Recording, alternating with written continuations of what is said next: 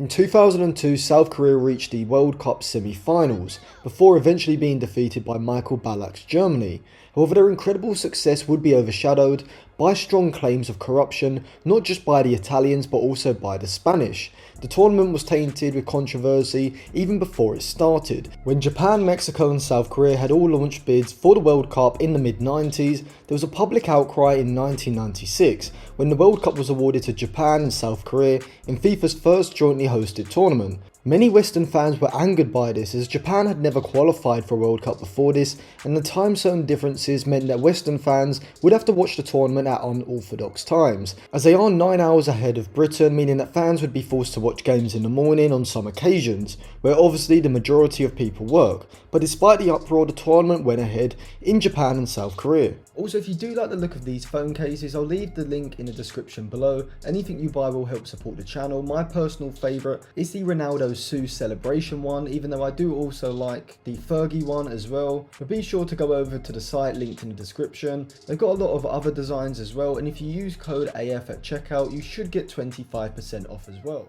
Japan would be drawn in a group with Belgium, Russia and Tunisia, and to everyone's surprise they would top the group at their first ever World Cup finals, drawing to Belgium 2-2 before beating Russia 1-0 and Tunisia 2-0. However, their tournament would end after a 1-0 defeat to Turkey in the round of 16. But a real controversy came with South Korea. They were drawn in a group with the United States, Portugal and Poland, and like their co-host Japan, they would top their group, beating Poland 2-0, drawing to the US and beating Portugal 1-0, seeing them go through into the round of 16 against Italy, and this is where the craziness would start. Italy had a strong team with Buffon in goal and Maldini, Vieri, Totti and Del Piero also in the starting 11. However, from the off you could see what type of game it was going to be. South Korea were dogged and aggressive in their 4-4-2 shape. Now, I have got a video out also on corruption around the World Cup, which takes place in the previous World Cup to 2002, and it is Brazil in 1998, surrounding the Ronaldo controversy. I'll leave that video linked in the description below for you to check out after this video. South Korea were given an extremely soft penalty within the first 5 minutes by Ecuadorian referee Byron Moreno after he judged that So Ki-hyun had been pulled to the ground by Christian Panucci. It was extremely generous in my opinion, as well as there may have been a slight tug, it wasn't enough for the Korean player to go to the ground in that manner. However, Buffon would save An Young-han's penalty with a fantastic dive to his right. Christian Vieri then opened the scoring for Italy in the 19th minute with a header from Francesco Totti's corner. However, South Korea would equalise in the 88th minute with So Ki-hyun's shot into the bottom corner. But from here on out, South Korea would seemingly get a number of very generous decisions.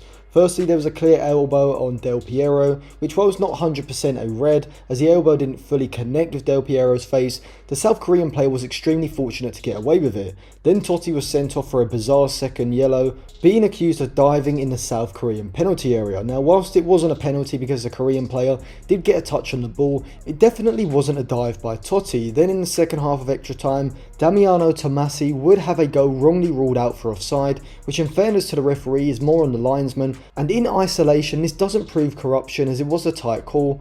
However, all the decisions in combination did mean that it seemed like Italy had been done over, and the Italian players and manager Giovanni Trapattoni certainly thought so.